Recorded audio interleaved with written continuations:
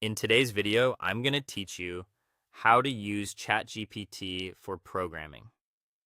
2026 guide. Think of this as your playbook for turning an AI assistant into a reliable coding partner, whether you're prototyping a new idea or polishing production code. Let's start with what ChatGPT does best in programming. It can generate code quickly from small utility functions and loops to API handlers, automation scripts, and database queries. The key is to be clear about inputs, outputs, and any constraints so the code fits your use case. It also helps with debugging and fixes. Paste the relevant code and the exact error message and ask for a plain English explanation of the cause and a suggested fix.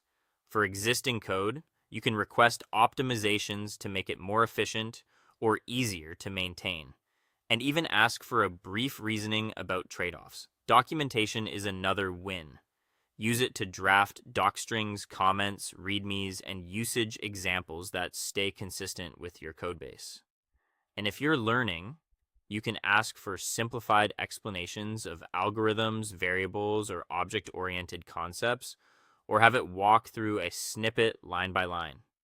Great results start with great prompts.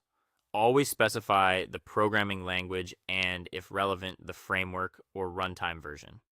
Clearly define your goal, what the code should do, how it will be used, and any performance or style requirements.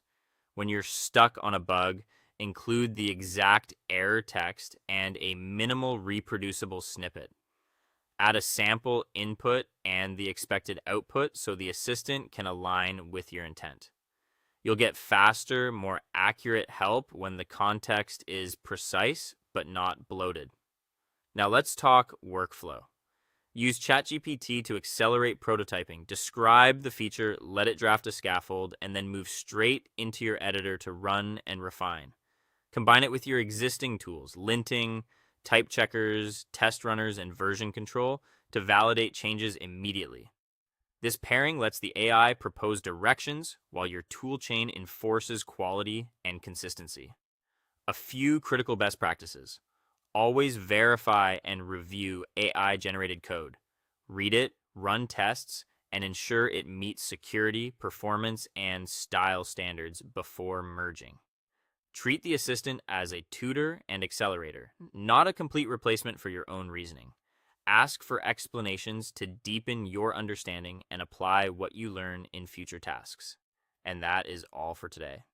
Once you master the art of asking better programming questions, coding becomes faster, easier, and much less stressful. Thank you so much for watching, and I will see you in the next one.